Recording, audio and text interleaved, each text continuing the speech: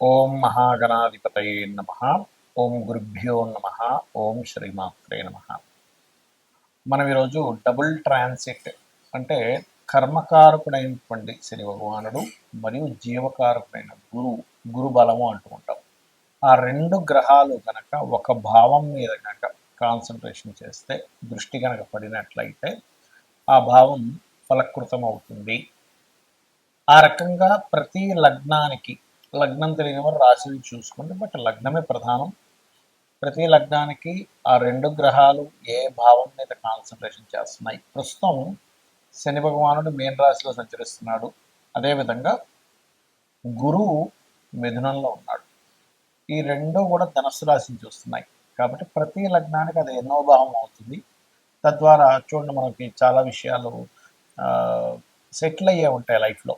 అంటే ధన సంపాదన కానివ్వండి, లేకపోతే సంతానం పొందడం కానివ్వండి, లేనట్లయితే వివాహం అవ్వడం కానివ్వండి, జాబ్లో సెటిల్ అవ్వడం కానివ్వండి, లేనట్లయితే బిజినెస్లో సెటిల్ అవ్వడం కానివ్వండి, ఇట్లాంటి అనేకమైనటువంటివి, కొన్ని గొడవలు సెటిల్మెంట్ అవ్వడం కానివ్వండి, వీటన్నిటికీ కూడా ఒక్కొక్క లగ్నానికి ఏ ఏ గ్రహాల యొక్క స్థితి ఎలా ఉంది అనేటువంటిది ఒకటి.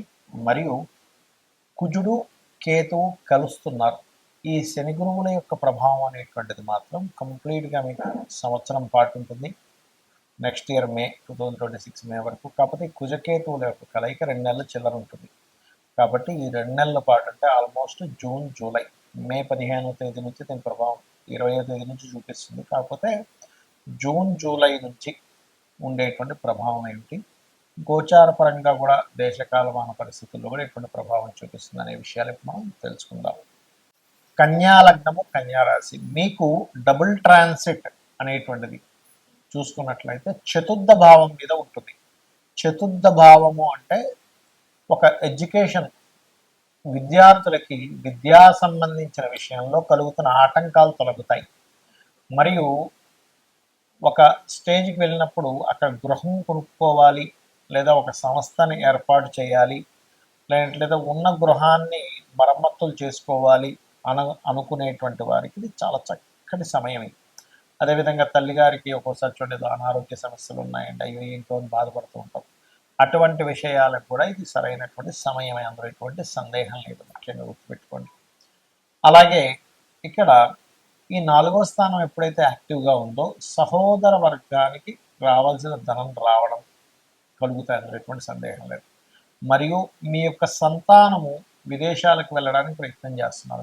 మీ జాతకం యాక్టివ్ అవడం వల్ల మీ యొక్క సంతానానికి విదేశీ యోగాలు రావడము, మీ యొక్క జీవిత భాగస్వామికి ఉద్యోగ ప్రయత్నాలు సక్సెస్ అవ్వడము, మరియు అదేవిధంగా గమనించుకున్నట్లయితే ఇక్కడ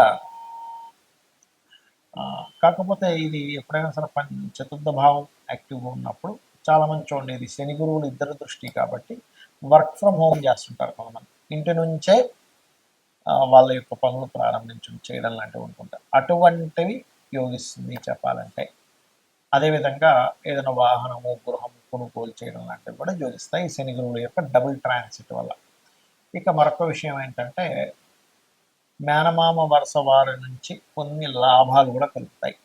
అయితే ఇక్కడ మీ కన్యా లగ్నం నుంచి 12వ స్థానంలో, అంటే ఇన్వెస్ట్మెంట్స్, విదేశీ సంబంధించిన జీవిత భాగస్వామి యొక్క జీవితంతో, అంటే వివాహ జీవితంతో ఉండేటువంటి విషయాలు 12వ స్థానంలో ఉంటాయి. కాబట్టి మీరు జీవిత భాగస్వామితో ఏదైనా గొడవలు అవుతున్నాయి, తొందరపడి నిర్ణయాలు ఎక్కడ తీసుకోకండి. ఎందుకంటే ఇక్కడ ఇది ఒక 2 నెలల చిల్లర ఉంటుంది. అంటే జూన్ జూలై మాసం మొత్తం ఉంటున్నాయి ఈ రెండు కాంబినేషన్స్ కూడా. అంటే ఇది కుజకేతులు కలుపుకోవడం కాబట్టి తొందరపాటు నిర్ణయాలు తీసుకొని చిన్న గొడవకి డివోర్సులు పంపించడం లాంటి తొందరపాటు నిర్ణయాలు అసలు తీసుకోకండి. Point number 1. ఇన్వెస్ట్మెంట్స్ చేసేటప్పుడు ప్రధానంగా జాగ్రత్తగా ఉండాలి. అందులో తండ్రి గారి ఆస్తి విషయం మీద ఏదైనా ఇన్వెస్ట్మెంట్ చేసే విషయంలో, తండ్రి గారి ఆస్తికి సంబంధించిన విషయంలో మనం ఏమైనా తొందరపాటు నిర్ణయాలు తీసుకుంటున్నామా, నాకు వద్దులే అని కొంతమంది నేను చూస్తుంటా.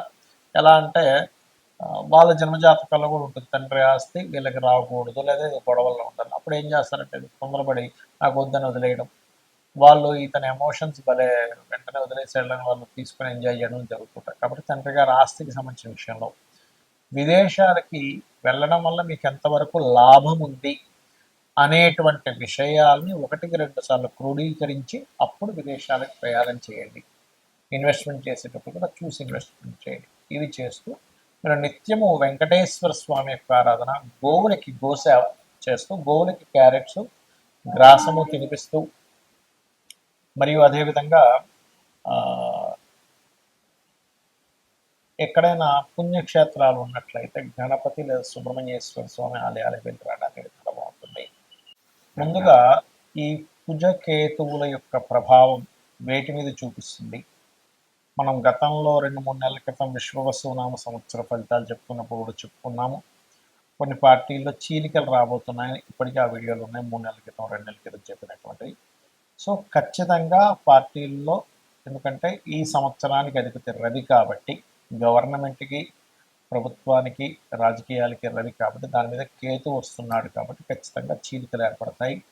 కొత్త పార్టీలు కూడా వస్తాయి, అందులో ఎటువంటి సందేహం లేదు. మీరు గుర్తుపెట్టుకోండి, కొత్త పార్టీలు స్థాపన అనేటువంటి 100% జరగనుంది. అలాగే ఈ కుజకేతువుల యొక్క ప్రభావం అనేటువంటిది ముఖ్యంగా మనకిప్పుడు పెహల్గాం దాడి తర్వాత అలర్ట్నెస్ కూడా పెరిగింది చెప్పాలంటే. అంటే ఈ తీవ్రవాదుల యొక్క ప్రభావం మొన్నటి వరకు మనకి సరిహద్దుల్లో మనం సర్జికల్ స్ట్రైక్స్ చేయడం ఇట్లాంటివి ఏర్పడితే, ఇప్పుడు ఏంటంటే కొంచెం స్లీపర్ సెల్స్ ద్వారా హైదరాబాదు, వైజాగ్, విజయవాడ అనేకమైన ప్రాంతాల్లో కాస్త జాగ్రత్తగా ఉండాలి. మరియు ఈ కుజకేతువుడు సింహరాశిలో సంచరిస్తున్నాడు కాబట్టి, కేతువు ప్రత్యేకంగా మీకు ఈ ఆధ్యాత్మిక కేంద్రాల కారకుడు కాబట్టి, సింహరాశిలో కుజుడు వచ్చాడు కాబట్టి, ప్రధానంగా ఇదేంటంటే ఇక్కడ రాజకీయము, ఆధ్యాత్మిక కేంద్రాలు కాబట్టి కొంతమంది రాజకీయ నాయకులకి అరెస్టులు అవ్వడం, జైలులకు వెళ్ళడం, పిఎం సీఎం లెవెల్లో ఉండేటువంటి వారు ఖచ్చితంగా ఈ సంవత్సరంలో మార్పులు చెందడం, మరియు అదేవిధంగా చూసుకున్నట్లయితే ముఖ్యంగా ప్రజలందరూ కూడా కాస్త ఈ ప్లేసెస్కి వెళ్ళినప్పుడు, ఆధ్యాత్మిక కేంద్రాలు వెళ్ళినప్పుడు కాస్త జాగ్రత్తగా ఉండండి, ముఖ్యంగా మొదటి 3 నెలలు. అయితే ఇక్కడ చాలామంది భయపడుతున్న అంశం ఏంటంటే, అప్పుడు 2019-20 లాగా ఏదైనా విపరీతంగా అన్ని బ్లాగా లాక్డౌన్ అవుతాయి అనుకుంటున్నారు. అలా ఏం అవ్వదు. మన దేశంలో మాత్రం దాని ప్రభావం చాలా తక్కువగానే ఉంటుంది. కొద్దిగా ఏదో కేసెస్ వస్తాయి, క్లియర్ అవుతాయి, డోంట్ వరీ.